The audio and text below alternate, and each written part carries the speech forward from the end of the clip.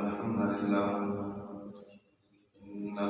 لله نحمده ونستعينه ونستغفره ونعوذ بالله من شرور أنفسنا ومن سيئات أعمالنا. من يهده الله فلا مضل له ومن يضلل فلا هادي له. أشهد أن لا إله إلا الله وحده لا شريك له وأشهد أن محمدا عبده ورسوله. يا أيها الذين آمنوا اتقوا الله حق تقاته ولا تموتن إلا وأنتم مسلمون. يا أيها الناس اتقوا ربكم الذي خلقكم من نفس واحدة وخلق منها زوجها وبث منهما رجالا كثيرا ونساء. واتقوا الله الذي تساءلون به والأرحام إن الله كان عليكم رقيبا. يا أيها الذين آمنوا اتقوا الله وقولوا قولا سديدا يصلح لكم أعمالكم ويغفر لكم ذنوبكم ومن يطع الله ورسوله فقد فاز فوزا عظيما. أما بعد فإن خير الحديث كتاب الله وخير الهدي هدي محمد صلى الله عليه وسلم وشر الأمور محدثاتها وكل محدثة بدعة وكل بدعة ضلالة وكل ضلالة في النار. أعوذ بالله السميع العليم من الشيطان الرجيم من حمزه ونفخه ونفثه. بسم الله الرحمن الرحيم. حميم تنزيل من الرحمن الرحيم. كتاب فصلت آياته قرآنا عربيا لقوم يعلمون بشيرا ونذيرا فأعرض أكثرهم فهم لا يسمعون. وقالوا قلوبنا في أكنة مما تدعونا إليه وفي آذاننا وقر ومن بيننا وبينك حجاب فاعمل إننا عاملون. محترم بزرگوں، بھائیوں، سننے والی قابل صد احترام ماؤں اور بہنوں، سیدنا حمزہ رضی اللہ تعالی عنہ نبی کریم صلی اللہ علیہ وسلم کے چچا حمزہ بن عبد المطلب، وہ بھی اسلام لا چکے، اور عمر بن خطاب رضی اللہ تعالی عنہ جب وہ بھی ایمان لے آئے. یہ دو عظیم ہستیاں تھیں، اور غریب لوگ مدینہ سے، مکہ سے حبشہ کی طرف 2 ہجرتیں کر چکے. اب اسلام کو اللہ تبارک و تعالی نے قوت عطا فرما دی. کافروں کے اندر وہ بدمستی، وہ تکبر اور وہ بدماشی اور وہ اکڑ ختم ہو گئی جو پہلے تھی. اب مستی کی جگہ پر ہوش، سوجھ اور بوجھ جو ہے اس نے ٹھکانہ بنانا شروع کر دیا. ادھر نبی صلی اللہ علیہ وسلم کے چچا کے بیٹے ابو طالب کے جعفر بن ابی طالب حبشہ کے اندر تھے، اور تقریباً کوئی 10 سال کے قریب وہ وہاں حبشہ کے اندر رہے، اسلام کی دعوت دیتے رہے. وہاں مسلمانوں کو امن، سکون، اطمینان، اسلام کی دعوت، نماز، روزہ، ہر شرعی عبادات کرنے کی اجازت تھی. رسول اللہ صلی اللہ علیہ وسلم کے پاس اسی اثناء میں آپ بیت اللہ کے اندر موجود تھے، حرم میں کافر بھی موجود ہیں، نبی صلی اللہ علیہ وسلم بھی موجود ہیں۔ 20 نصرانی وہ رسول اللہ صلی اللہ علیہ وسلم کے پاس آئے حبشہ سے، آ کر انہوں نے سوالات کیے، نبی صلی اللہ علیہ وسلم نے ان کے سوالات کے جواب دیے، پھر آپ صلی اللہ علیہ وسلم نے انہیں قرآن پڑھ کر سنایا۔ وہ قرآن سنتے جا رہے تھے اور آنکھوں سے آنسوؤں کی جھڑیاں لگتی چلی جا رہی تھی۔ فوراً وہ 20 نصرانی عیسائی مسلمان ہو گئے۔ یہ سارا ماجرا ابو جہل اور کافر بھی دیکھ رہے تھے۔ جب وہ ادھر سے فارغ ہوئے تو ابو جہل ان کے پاس گیا کہ تمہارے لوگوں نے تو تمہیں خبر لینے کے لیے بھیجا تھا اور تم ایمان لے آئے، تم سے بڑا بے وقوف اور احمق کون ہو سکتا ہے؟ تو وہ نصرانی کہنے لگے کہ بھئی آپ ہمیں چھوڑیے، لا نجاہلکم، ہم تیرے ساتھ کوئی جہالت والا معاملہ نہیں کریں گے، جو دین تمہارے پاس ہے تمہیں مبارک ہو، جو دین ہمارا ہے ہمیں مبارک، ہمیں چھوڑیے۔ یہ بھی ایک بہت بڑا چرکا لگا کہ اتنی بڑی تعداد غیر مسلموں کی مکہ میں آ کر، حرم شریف کے اندر آ کر رسول اللہ صلی اللہ علیہ وسلم کے ہاتھ پر مسلمان ہو گئے۔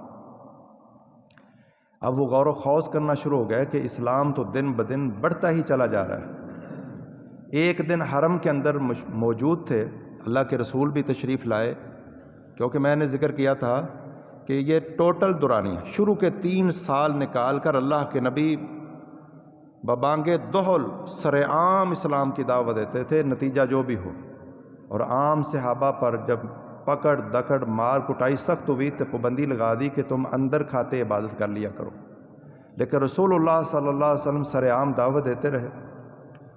چنانچہ رسول اللہ صلی اللہ علیہ وسلم بھی آ گئے۔ کافروں کا ایک بہت بڑا سردار تھا عتبہ بن ربیعہ۔ بدر کی جنگ میں سب سے پہلے جو 3 کافر مارے گئے تھے، مقابلے میں نکلے تھے مبارزت کے لیے کہ ایک ایک بندہ پہلے ایک دوسرے سے لڑائی کرے گا۔ ان میں ایک یہ عتبہ تھا، ایک اس کا بھائی شیبہ، اور تیسرا عتبہ کا بیٹا ولید بن عتبہ تھا۔ یہ عتبہ جو بدر میں مارا گیا مسلمانوں کے ہاتھوں، اور مقابلے میں حضرت حمزہ سید الشہداء اور حضرت علی رضی اللہ تعالیٰ عنہ اور عبیدہ بن حارث تھے، اور تینوں رسول اللہ صلی اللہ علیہ وسلم کے قریبی رشتہ دار تھے، ایک چچا اور ایک بھتیجا اور دوسرا بھی قریبی رشتہ دار ہے، تیسرا بندہ بھی۔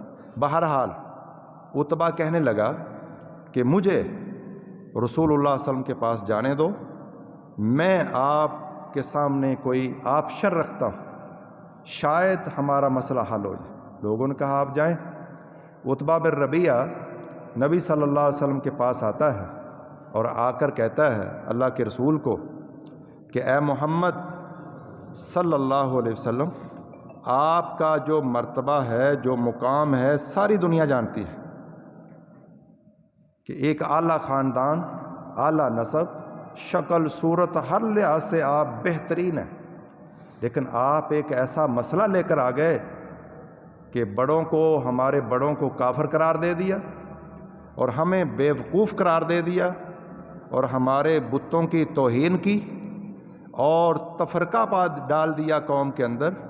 چنانچہ میں آپ کے سامنے کچھ آپشن رکھتا ہوں۔ پہلا آپشن کیا ہے کہ اگر آپ چاہتے ہیں کہ ہم آپ کے لیے مال دولت اکٹھا کر دیں تو ہم سب مل کر اتنا مال جمع کر دیں گے کہ آپ بہت بڑے مالدار بن جائیں گے، یہ دعوت، یہ توحید، یہ رسالت، یہ آخرت چھوڑ دیں۔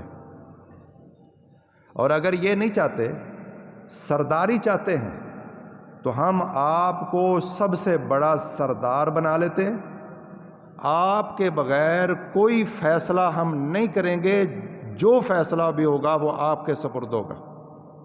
اور اگر یہ بھی نہیں تو تیسرا آپشن ہے کہ ہم آپ کو اپنا بادشاہ بنا لیتے ہیں۔ اور اگر تینوں باتوں میں سے کوئی بات آپ کو پسند نہیں ہے تو پھر چوتھا آپشن یہ ہے کہ شاید آپ کو کوئی جن یا بھوت ہے کوئی سایہ ہو گیا ہے، کوئی جادو ہو گیا ہے، کوئی جن اور اس طرح کی چیزیں آپ کو چمٹ گئی ہیں، لہذا ہم اگر یہ ایسا مسئلہ ہے آپ کو تو آپ ہمیں بتائیں، جس قدر بھی خرچ ہوگا ہم وہ خرچ کریں گے اور آپ کا مکمل علاج کروائیں گے۔ رسول اللہ صلی اللہ علیہ وسلم نے اس کی ساری باتیں تحمل کے ساتھ، حوصلے کے ساتھ سنی۔ اس سے یہ بھی ثابت ہوتا ہے کہ مخالف کی بات پوری سننی چاہیے اور مکمل سن کر پھر اس کو جواب دینا چاہیے۔ رسول اللہ صلی اللہ علیہ وسلم نے اسے پوچھا کہ عتبہ آپ نے اپنی بات مکمل کر لی ہے؟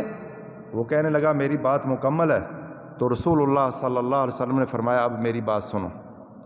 بسم اللہ الرحمن الرحیم، حامیم تنزیل من الرحمن الرحیم، کتاب فصلت آیاتہ قرآنا عربیا لقوم یعلمون بشیرا ونذیرا فاعرض اکثرهم فهم لا يسمعون وقالوا قلوبنا فی اکنۃ مما تدعونا الیہ وفی آذاننا وقر ومن بینک وبین بیننا وبینک حجاب فاعمل اننا عاملون۔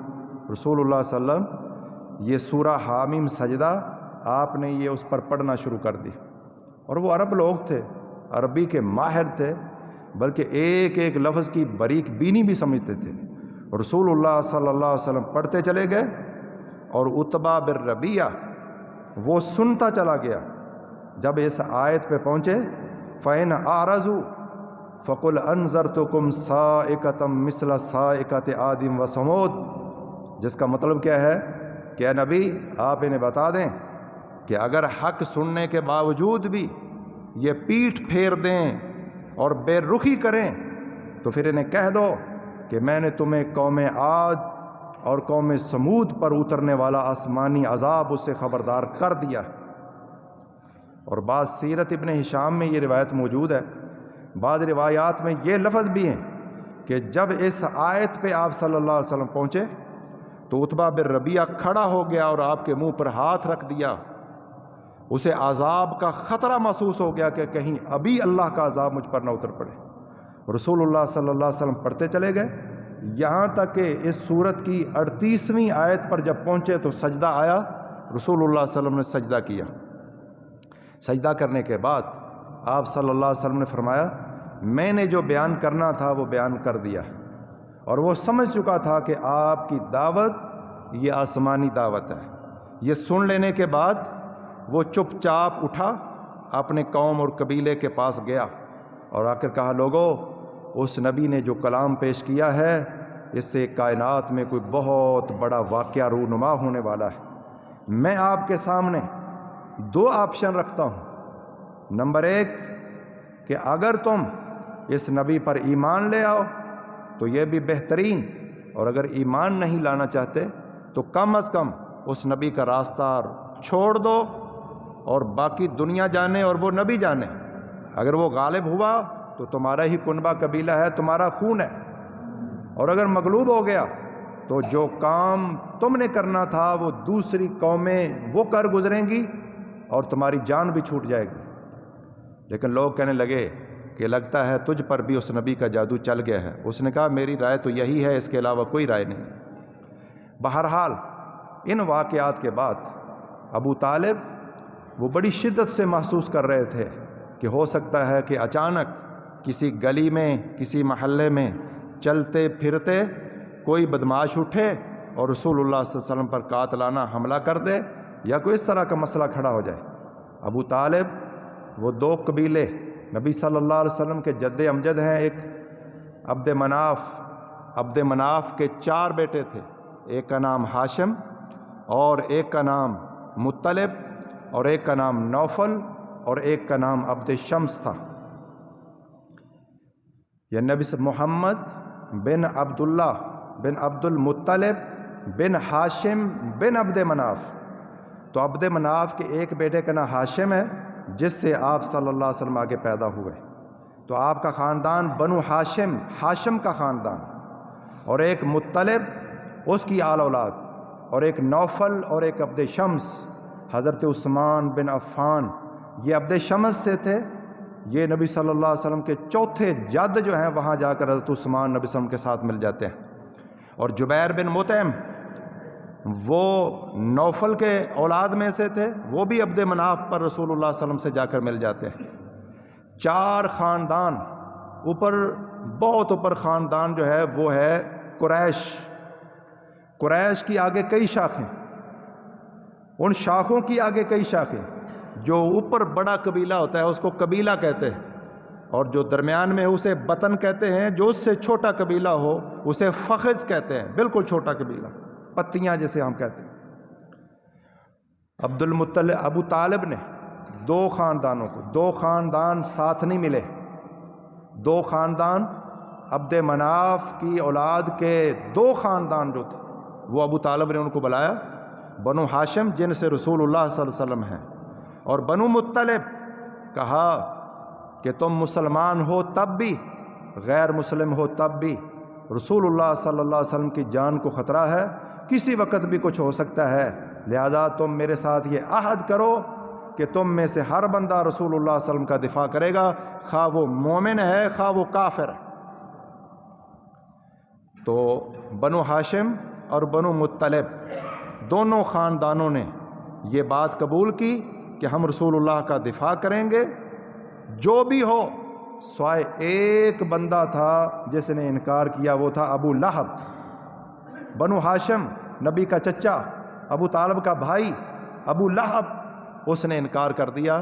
باقی سب خاندان، کوئی کافر تھا وہ بھی، کوئی مسلمان تھا وہ بھی، انہوں نے رسول اللہ صلی اللہ علیہ وسلم کا ساتھ دینے کا اعلان کر دیا. جب ادھر سے اعلان ہو گیا، مکہ والوں کو خبر ملی کہ 2 خاندان اور ان کی آل اولاد، لمبا چوڑا سلسلہ، انہوں نے رسول اللہ صلی اللہ علیہ وسلم کو پناہ دینے، آپ کے ساتھ تعاون کرنے، آپ کا دفاع کرنے کا عزم بالجزم کر لیا ہے.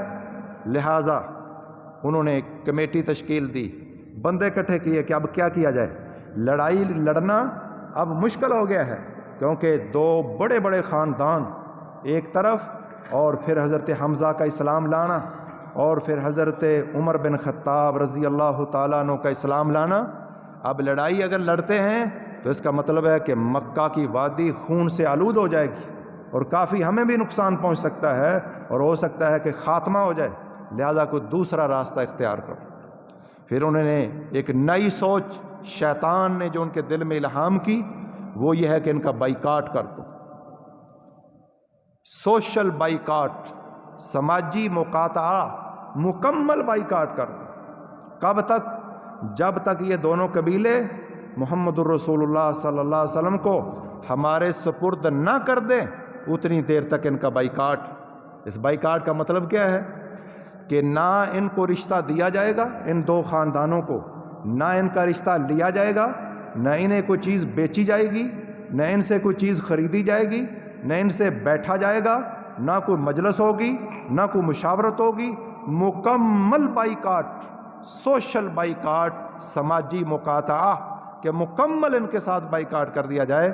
چنانچہ انہوں نے بائیکاٹ کیا، اور بائیکاٹ کر کے ایک صحیفہ لکھا. صحیفہ لکھ کر اسے لپیٹ کر بیت اللہ کے وسط کے اندر پیٹ میں انہوں نے لٹکا دیا. ساری شکیں لکھ کر کہ بنو ہاشم اور بنو مطلب، نہ ان کو نکاح دیا جائے گا، نہ ان سے نکاح لیا جائے گا، نہ کوئی بھی کافر ان سے خریدے گا کوئی چیز، نہ ان کو بیچے گا، نہ ان کے ساتھ بیٹھے گا، نہ کوئی معاملہ. مکمل بائیکاٹ انہوں نے کر دیا. چنانچہ یہ کاروائی پہلی ساری کاروائیوں سے زیادہ ظالمانہ، سفاکانہ اور قرابت شکن تھی، جس کی وجہ سے مسلمانوں کو شیب ابی طالب پہاڑوں کے درمیان ایک گھاٹی ہے، وہاں لوگوں کی رہائشیں بھی تھیں، تو یہ باقی لوگ بھی سمٹ کر وہاں اکٹھے ہو گئے، کیونکہ پورا مکہ، حتیٰ کہ عبد مناف کے بیٹوں کے 4 خاندانوں میں سے 2 خاندان بھی خلاف، اور باقی دنیا بھی، لیکن یہ 2 خاندان یہ شیب ابی طالب میں اکٹھے ہو گئے، مسلمان بھی اور کافر بھی. اور شیب ابی طالب کے اندر 3 سال تک انہیں رہنا پڑا. ادھر بیت اللہ کے اندر صحیفہ لے کر بغیز بن عامر شکر. امام ابن قیم الجوزیہ کہتے ہیں کہ بعض کہتے ہیں کہ منصور بن اکرمہ نے یہ صحیفہ لکھا تھا، بعض نے کسی اور کا نام، لیکن کہتے ہیں کہ بغیز بن عامر تھا جس نے یہ صحیفہ لکھا. اور بعض سیرت کی روایات میں یہ بھی ہے کہ رسول اللہ صلی اللہ علیہ وسلم نے بد دعا کی کہ یا اللہ اس کو عذاب میں مبتلا کر دے. جس ہاتھ کے ساتھ اس نے وہ صحیفہ، وہ تحریر لکھی تھی، اس کا وہ ہاتھ شل ہو گیا. شل کا مطلب کیا ہے کہ ہاتھ موجود ہے، انگلیاں موجود ہیں، لیکن ان کا کنٹرول ختم ہے، اس ہاتھ کے ساتھ کچھ کر نہیں سکتا. اس کو شل کہتے ہیں. بہرحال وقت گزرتا چلا گیا. مسلمانوں کا جیسے آج بھی کافر ملک اکٹھے ہو کر وہ کسی ایک مسلمان ملک کا بائیکاٹ کر دیتے ہیں اور پھر اسے مجبور کر دیتے ہیں اور اپنی شرائط منوانے پر. یہ اس دور کے لوگوں کا طریقہ ہے. ابو جہل اور اس کے ساتھیوں کا طریقہ ہے. سوشل بائیکاٹ، سماجی مقاطع، معاشی بائیکاٹ، مکمل بائیکاٹ کر دیا گیا. حتیٰ کہ باہر سے جو قافلے آتے یہ لوگ مہنگے داموں چیز خرید کر مسلمانوں کو بے بس کر دیتے. مسلمانوں کے پاس خوراک کی قلت، ساز و سامان کی قلت، حتیٰ کہ وہ وقت بھی آیا ان 3 سالوں کے اندر کہ عورتوں کے رونے اور بلکلیں کی آوازیں گھاٹی سے باہر سنائی دیتی تھیں. چھوٹے بچے بلکتے ہوئے ان کی آوازیں گھاٹی سے باہر لوگ سنا کرتے تھے. اور وہ وقت بھی آیا کہ نبی صلی اللہ علیہ وسلم کے یہ دونوں خاندان پتے کھانے پر مجبور ہوئے، جانوروں کے چمڑے کھانے کے اوپر مجبور ہو گئے. 3 سال اسی مشکل کے اندر اور پریشانی کے اندر گزر گئے. اللہ تبارک و تعالیٰ آزماتا ہے. آج تو یہ رمضان المبارک آئے گا، کتنے مسلمان ہیں وہ کوئی نہ کوئی بہانہ بنا لیتے ہیں کہ جی مجھے فلاں مسئلہ ہے، مجھے فلاں مسئلہ ہے. یہ دیکھیں بھوک اور پیاس اور افلاس کی وجہ سے بچوں کے رونے کی آوازیں شب ابی طالب سے باہر سنائی دے رہی ہیں. عورتوں کے رونے کی آوازیں، بلکنے کی آوازیں. فاقہ کشی ہے لیکن مسلمان سرنڈر ہونے کے لیے تیار نہیں ہے، عقیدہ توحید چھوڑنے کے لیے تیار نہیں. یہ اسلام ہمیں قربانیاں بتاتا ہے اور اللہ تبارک و تعالیٰ قربانیاں مانگتا ہے. قربانیوں کے ذریعے ہی جنت ملے گی. جس جنت سے نکالا گیا دوبارہ حصول کے لیے ان آزمائشوں سے گزر کر اس نماز، روزہ، جہاد، حج، ورد، وظیفہ اور معاملات، عبادات، لوگوں کے ساتھ اچھا سلوک کر کے اسی جنت میں دوبارہ پہنچا جائے گا. رسول اللہ صلی اللہ علیہ وسلم 3 سال اسی طرح گزر گئے. ان 3 سالوں کے اندر ابو طالب جو آپ کے چچا تھے، ان کا وتیرہ کیا تھا؟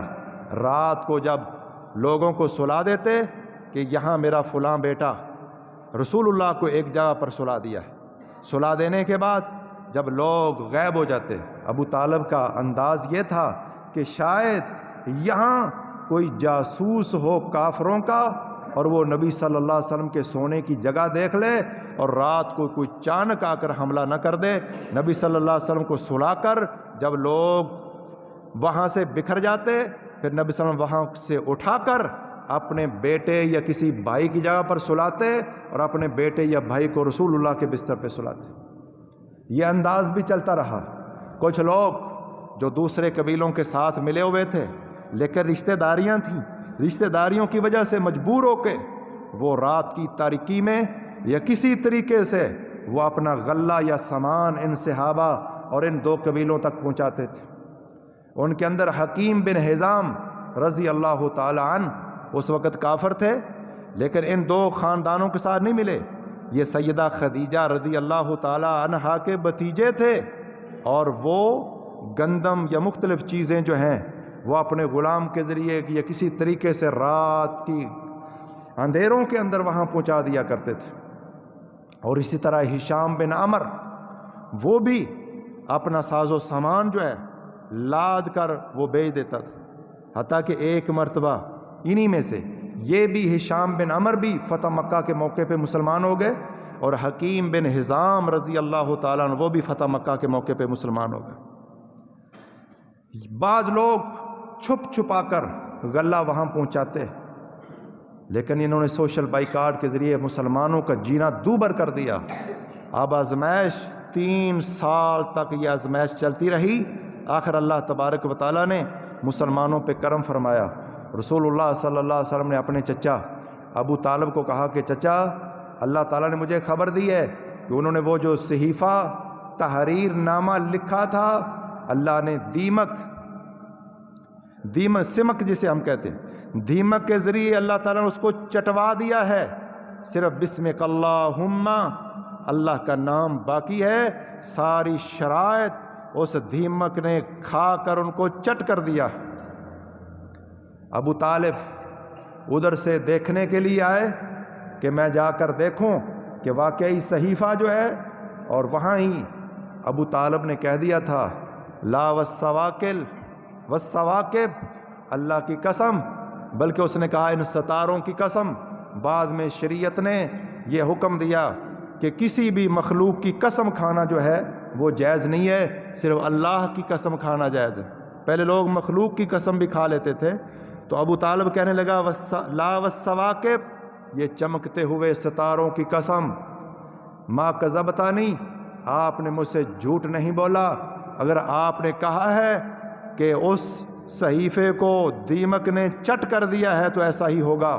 وہ تحقیق کے لیے نکلے، اور ادھر اللہ تبارک و تعالی سے یہ واقعہ دلائل النبوہ للباہقی کے اندر شیب ابی طالب کا 3 سالہ بائیکاٹ، اور اسی طرح دلائل النبوہ امام ابو نعیم اصفہانی کی، اور اس طرح صحیح ابن حبان بخاری شریف کے اندر اتنا موجود ہے کہ رسول اللہ صلی اللہ علیہ وسلم نے فتح مکہ کے موقع پہ فرمایا تھا کہ ہم خیف بنی کنانہ کے اندر پڑاؤ ڈالیں گے۔ کہاں؟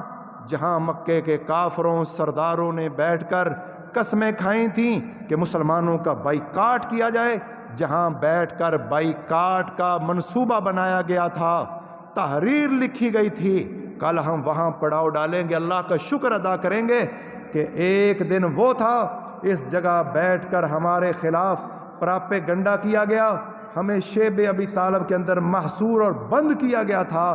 آج مکہ فتح ہو چکا ہے، مکے پہ قبضہ ہمارا ہے۔ جس جگہ میٹنگ بلائی گئی تھی اس میٹنگ کے اندر ہم بیٹھ کر اللہ کا شکر ادا کریں۔ محترم بزرگوں اور بھائیوں، ادھر رسول اللہ صلی اللہ علیہ وسلم نے یہ پیشین گوئی کی ہے، ادھر ہشام بن عمر جس کا بھی ذکر ہوا کہ وہ چھپ چھپا کر غلہ بھیجا کرتا تھا، بلکہ ایک موقع پر تو حکیم بن حزام وہ اپنا غلہ پہنچانا چاہتے تھے، آگے سے ابو جہل کو پتہ چل گیا، اس نے روکا تو ابو البختری آ گئے، ان کا کیا مسئلہ ہے؟ ابو جہل نے کہا میں یہ غلہ جانے نہیں دوں گا۔ کہتے ابو بختری نے کوئی پتھر پکڑا اور ابو جہل کے سر پہ دے مارا، یعنی اندر کھاتے وہ بھی مسلمانوں کا خیر خواہ تھا، بہرحال وہ غلہ مسلمانوں تک پہنچ گیا۔ چنانچہ ہشام بن عمر یہ گئے زہیر بن ابی امیہ کے پاس۔ زہیر بن ابی امیہ یہ کون ہے؟ زہیر بن ابی امیہ جو ہے یہ اس کی ماں کا نام عاتقہ ہے، اور عاتقہ عبد المطلب کی بیٹی ہے، ابو طالب کی بہن ہے، تو گویا زہیر بن ابی امیہ یہ ابو طالب کا بھانجا ہے۔ ہشام بن عمر گئے، کہنے لگے زہیر کیا تجھے پسند ہے کہ تم کھانا کھاؤ، لباس پہنو، اور تیرا ماموں تیرے ننہال وہاں انہیں کھانے کو نہ ملے، لباس نہ ملے، خوراک نہ ملے، کیا تم یہ پسند کرتے ہو؟ اور بعض سیرت نگاروں نے یہ بھی لکھا، اس نے کہا کہ اگر تم پابندی لگاتے اور ابو جہل کا کوئی ماموں اس طرح اس پابندی میں ہوتا تو کیا ابو جہل جو ہے تمہاری پابندی قبول کرتا؟ تو زہیر بن ابی امیہ کہنے لگے کہ بات آپ کی ٹھیک ہے، مجھے پسند تو نہیں ہے کہ میرا ماموں اور ننہال وہ اس طرح پسیں اور انہیں نہ کھانے کو ملے نہ پہننے کو ملے، لیکن میں اکیلا کیا کر سکتا ہوں۔ ہشام بن عمر کہنے لگے تم اکیلے نہیں، تمہارے ساتھ میں بھی موجود ہوں۔ اس نے کہا چلو 2 ہو گئے، تیسرا بندہ تیار کرو۔ ہشام بن عمر یہ حکیم بن حزام رضی اللہ تعالیٰ عنہ کے پاس گئے، یہ حضرت خدیجہ الکبریٰ کے بھتیجے لگتے تھے۔ کہا کیا تم پسند کرتے ہو کہ تم کھاؤ پیو موج کرو اور تمہارے خاندان کے لوگ وہاں پس رہے ہوں، کھانے کو کوئی نہ ملے؟ تو حکیم بن ہشام کہنے لگے کہ بھائی میں اکیلا کیا کر سکتا ہوں؟ فرمایا میں بھی ساتھ ہوں۔ فرمایا کوئی اور؟ فرمایا زہیر بن ابی امیہ بھی ہے۔ فرمایا کو اور بندہ بھی تیار کرو۔ چنانچہ ابو البختری کے پاس گئے جس نے ابو جہل کا سر پھوڑا تھا، غلہ ادھر جانے دو، اس کو بھی تیار کیا۔ اور پھر زما بن اسود بن عبد المطلب بن اسد کے پاس گئے، اس کو بھی تیار کیا۔ یہ 5 بندے کافروں کے سرگنے تھے، ان میں سے بعض کو اللہ تبارک و تعالیٰ نے فتح مکہ کے موقع پر اسلام کی توفیق دے دی، اور بالخصوص جو غلہ پہنچایا کرتے تھے ہشام بن عمر وہ بھی مسلمان ہو گئے، حکیم بن حزام وہ بھی مسلمان ہو گئے، لیکن ابو البختری مسلمانوں کا خیر خواہ تو تھا لیکن بدر کے میدان میں مسلمانوں کے ہاتھوں مارا گیا، کافروں کی طرف سے آیا تھا۔ اللہ کے رسول صلی اللہ علیہ وسلم نے فرمایا تھا کہ کوئی بندہ ابو البختری کو کچھ نہ کہے، لیکن یہ صحابی ابو حذیفہ کے ہاتھوں قتل ہو گئے۔ اور بعض سیرت نگاروں نے یہ بھی لکھا ہے کہ اس کا ساتھی قتل ہو گیا۔ اس کے بارے میں کہا رسول اللہ صلی اللہ علیہ وسلم نے ہمیں قتل سے منع کیا ہے۔ اس نے کہا جب میرا ساتھی مارا گیا تو پھر میں زندہ رہ کر کچھ نہیں چاہتا۔ عورتیں مذاق کریں گی کہ اپنی زندگی بچا لی اور ساتھی جو ہے وہ مارا گیا، یہ بھی شیطان کی طرف سے تھا، ابو البختری کفر پر مارا گیا۔ بہرحال یہ 5 بندے ہجون میں اکٹھے ہوئے، انہوں نے مشاورت کی اور صبح آئے، زہیر بن ابی امیہ کہنے لگے یہ حضرت ابو طالب کے بھانجے لگتے ہیں، کہنے لگے بات سٹارٹ میں کروں گا۔ بیت اللہ کے 7 چکر لگائے اور یہ باقی قریش وہاں جمع تھے، کہنے لگے کہ اگر تمہارے خاندان کے لوگ اس طرح ہوں تم پسند کرو گے؟ ہم کھائیں پئیں پہنیں اور ہمارے کنبے قبیلے ننہال اس طرح وہ بھوک کی چکی کے اندر پس رہے ہوں، کیا یہ بات برداشت ہے؟ ابو جہل بولا، ساتھ ہی دوسرا بندہ بول پڑا، تیسرا بول پڑا، چوتھا بول پڑا، 5واں بول پڑا کہ یہ نہیں ہو سکتا، ہم اس صحیفے کو پھاڑیں گے۔ ادھر سے ابو طالب بھی پہنچ گئے۔ جب ابو طالب پہنچے تو یہ قریش کے سردار سمجھے کہ شاید ظلم ستم کی چکی میں پس کر بائیکاٹ کے اندر بھوک اور پیاس سے نڈھال ہو کر ابو طالب آج حرم میں آئے ہیں کہ ہمارے ساتھ کہ رسول اللہ کو پیش کر دیں اور آپ ہمارے ساتھ بائیکاٹ ختم کر دیں۔ پوچھا کیسے آئے ہو؟ کہا میرے بھتیجے محمد الرسول اللہ صلی اللہ علیہ وسلم نے مجھے یہ خبر دی ہے کہ صحیفہ جو تم نے تحریر لکھی تھی وہ ساری دیمک نے کھا کر اس کو ختم کر دیا ہے، صرف اللہ تبارک و تعالیٰ کا نام باقی ہے۔ اور ابو طالب نے کہا کہ اگر ایسا ہو تو پھر یہ ظلم و ستم ختم کرو، اس نبی پر ایمان لے آؤ، اور اگر ایسا نہ ہو تو پھر میں محمد کو تمہارے سپرد کر دوں گا، تم اسے قتل کرنا چاہو تمہاری مرضی، زندہ رکھنا چاہو تمہاری مرضی۔ صحیفہ لایا گیا، اس کو کھولا گیا، جب کھول کر دیکھا گیا تو اسی طرح ایک ایک حرف اور لفظ جو ہے اس کا دیمک نے کھا کر چٹ کر دیا تھا، ختم کر دیا تھا، صرف بسمک اللہم اللہ کا نام باقی تھا، باقی سب کچھ ختم تھا۔ جب یہ معجزہ انہوں نے اپنی آنکھوں سے دیکھا تو کہنے لگے یہ تو اللہ کا فضل ہے، جس کو اللہ ایمان، اسلام، توحید، رسالت کی سمجھ دے دے۔ کہنے لگے یہ تمہارے بھتیجے کا جادو، اس نے جادو کے ذریعے یہ ختم کیا ہے۔ اللہ تبارک و تعالیٰ نے فرمایا وَإِن يَرَوْا آیَةً يُعْرِضُوا عَنْهَا وَيَقُولُوا سِحْرٌ مُسْتَمِرٌ، جب یہ کوئی معجزہ دیکھتے ہیں تو الٹا بکواس کرتے ہوئے کہتے ہیں کہ جناب یہ تو کھلا جادو ہے، یہ تو چلا ہوا پرانے دور سے آنے والا جادو ہے۔ بہرحال یہ بائیکاٹ ختم ہو گیا اور حکیم بن حزام آگے بڑھے اور اس تحریر کو پھاڑ دیا، اور یہ سارا ظلم اور ستم اور بائیکاٹ کافروں کے بڑے بڑے عمائدین نے بھی اس کو پھاڑ کر ختم کر دیا، اور مسلمان ظلم کی اس چکی سے نکلے، شب ابی طالب سے واپس جو کسی کا گھر تھا وہاں پہنچے، لیکن 3 سال کی یہ آفت اور یہ مصیبت، یہ آزمائش مسلمانوں کو جھیلنی پڑی، اور اس کے ضمن میں پھر اللہ تبارک و تعالیٰ نے مزید کشادگیاں کیں، جو رسول اللہ صلی اللہ علیہ وسلم پر سب سے بڑی 3 مصیبتیں اور آفتیں آئی ہیں، ان میں سے ایک شیب ابی طالب ہے۔ وما توفیقی الا باللہ، سبحان ربک رب العزت عما یصفون وسلام علی المرسلین والحمد للہ۔ نحمده ونستعینه ونستغفره ونعوذ باللہ من شرور انفسنا ومن سیئات اعمالنا، من يهده الله فلا مضل له ومن يضلل فلا هادي له، اشهد ان لا الہ الا اللہ وحدہ لا شریک له واشهد ان محمدا عبدہ ورسولہ۔ محترم بزرگوں اور بھائیوں، اس کائنات میں سب سے زیادہ مرتبہ اور مقام وہ ہمارے پیارے پیغمبر محمد الرسول اللہ صلی اللہ علیہ وسلم کا ہے، اور اللہ کے رسول صلی اللہ علیہ وسلم نے فرمایا ہے، جس طرح کسی کا مرتبہ مقام زیادہ ہوتا ہے، اس کی آزمائش بھی اسی طرح زیادہ ہوتی ہے۔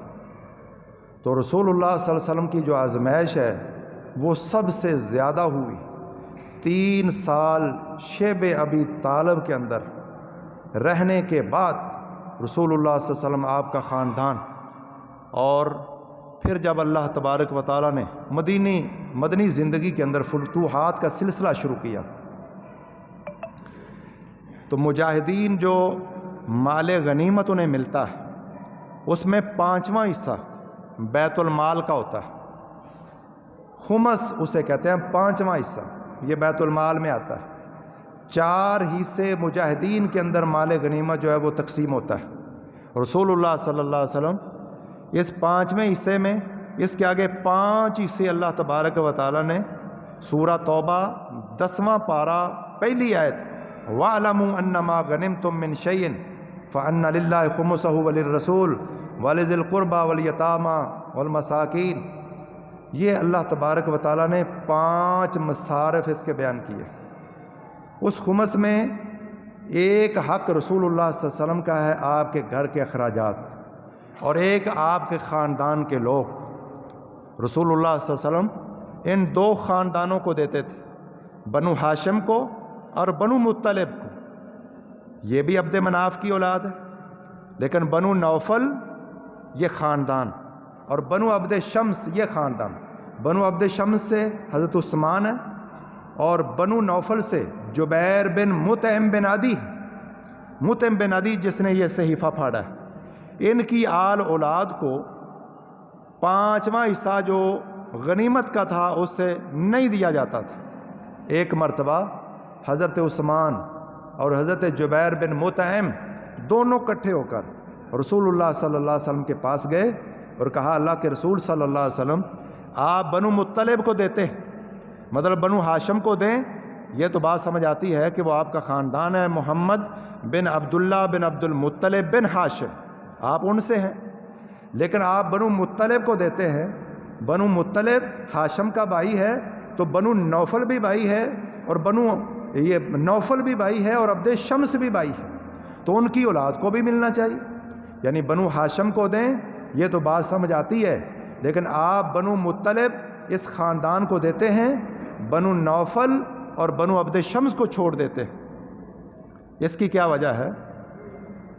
تو رسول اللہ صلی اللہ علیہ وسلم نے فرمایا تھا کہ انما بنو ہاشم و بنو مطلب شیء واحد، کہ بنو ہاشم اور بنو مطلب ایک چیز ہے۔ کیا مطلب؟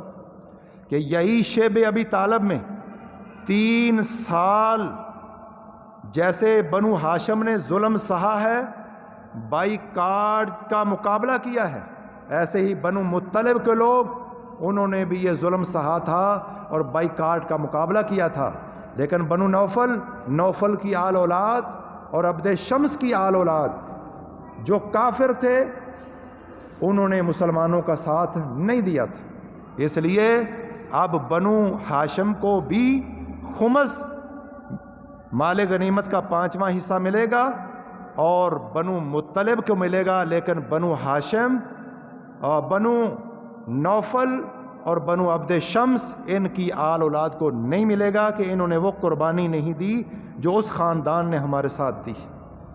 تو قربانیاں جو ہیں ان کا صلہ اللہ تبارک و تعالیٰ دیتا ہے، اور پھر بنو ہاشم اور بنو مطلب کو یہ اس قدر ملتا تھا کہ انہیں کھانے پینے کے لیے کسی اور چیز کی احتیاج نہیں رہ جاتی۔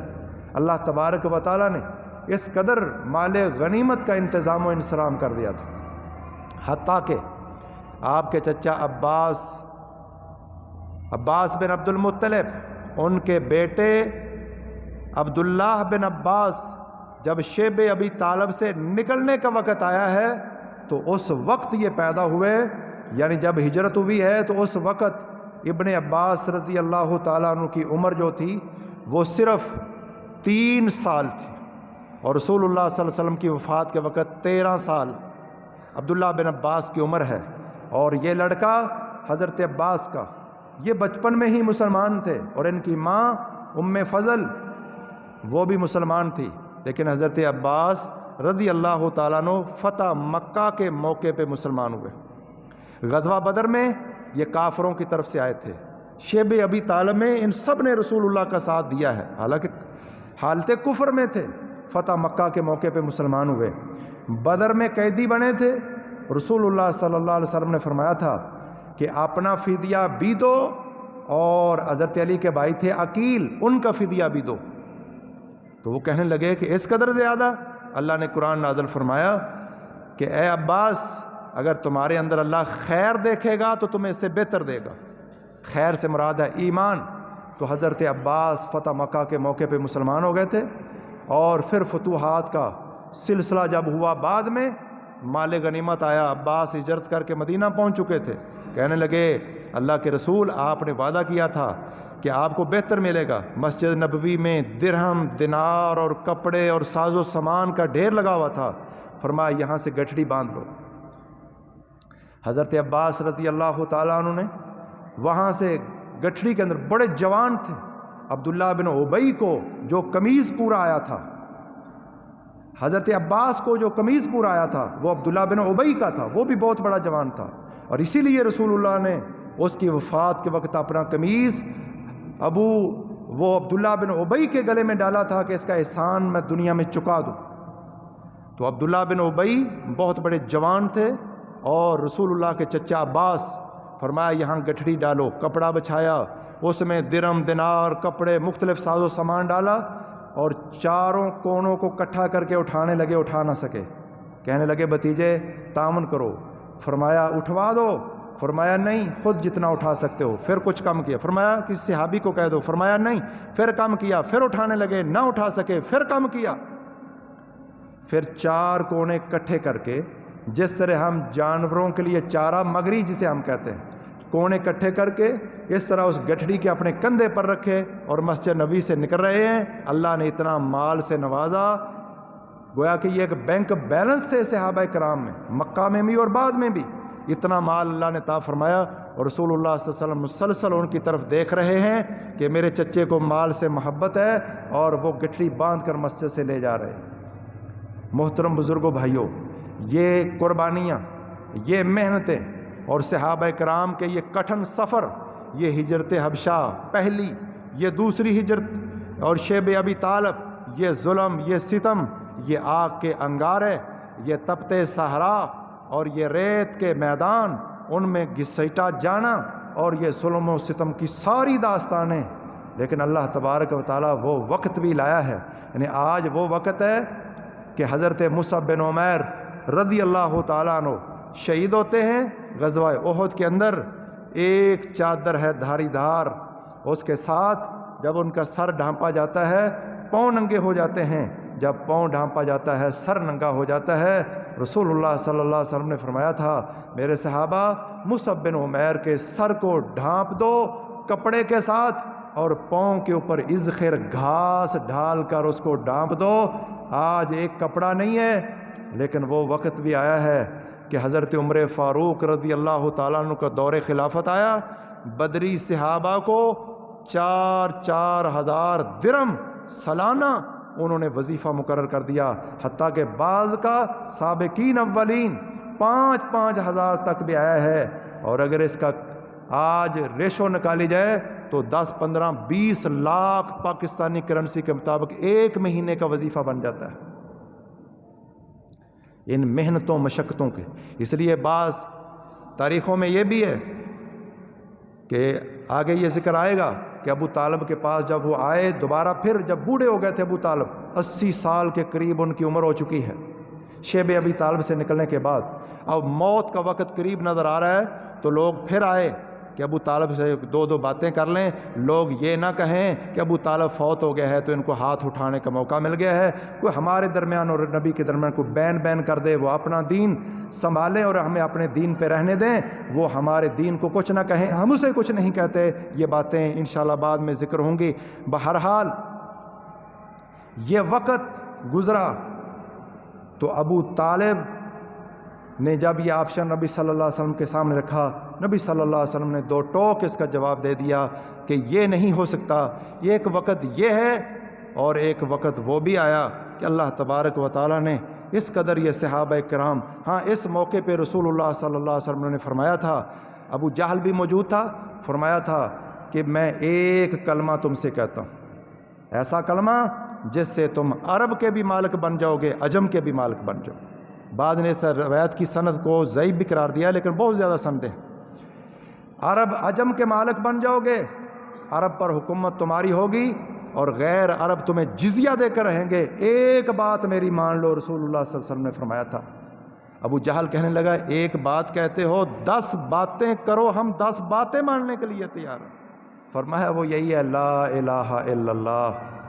جب لا الہ الا اللہ کی باری آئی تو وہی ابو جہل جو تھا وہ رسول اللہ صلی اللہ علیہ وسلم کے خلاف باتیں کرنے لگا اور کہا کہ کیا اس نے سارے رب معبودوں کو ایک بنا دیا ہے۔ بہرحال یہ باتیں انشاءاللہ بعد میں آتی رہیں گی، اور جب اللہ کے نبی نے جو فرمایا تھا کہ تم عرب عجم کے مالک بنو گے، لا الہ الا اللہ پڑھ لو، پھر مکہ، مدینہ، نجران، طائف، رسول اللہ صلی اللہ علیہ وسلم کے دور میں تمام جزیرہ عرب پر اسلام کا پھریرا لہرایا، اور صحابہ کرام نے پھر دنیا کے کونے کونے تک اسلام کو پھیلا دیا تھا اللہ کے رسول کی پیشین گوئی کہ تم عرب و عجم کے مالک بن جاؤ گے اور لوگ تمہیں جزیہ دیں گے۔ اور پھر جزیے کا میں ابھی ذکر کر رہا تھا، مسجد نبوی میں ڈھیر حضرت عباس رضی اللہ تعالیٰ گٹھڑی باندھ کر لے جا رہے ہیں۔ اے مسلمان، آج ہم بھی اسی دین پہ آ جائیں، لا الہ الا اللہ پہ پورے اتریں، تو یہ عرب بھی ہمارا، یہ عجم بھی ہمارا، یہ چین بھی ہمارا، یہ امریکہ بھی ہمارا۔ کاش کہ وہی توحید، وہی رسالت، وہی عقیدہ، وہی عبادت، وہی منہج، وہی معاملات، وہی معاشرت، وہ سب کچھ ہمارے اندر آ جائے تو یہ ساری دنیا ہماری ہے، اور انشاءاللہ ہو کر رہے گا، اور پوری دنیا لا یبقى بیت مدر ولا وبر، کوئی گھر باقی نہیں رہے گا مگر اللہ اس میں اسلام کو داخل کر دے گا، عزت والے کی عزت کے ساتھ، ذلت ذلیل کو ذلیل کر کے اسلام پوری دنیا میں پھیلے گا۔ وما توفیقی الا باللہ، سبحان ربک رب العزت عما یصفون وسلام علی المرسلین والحمد للہ۔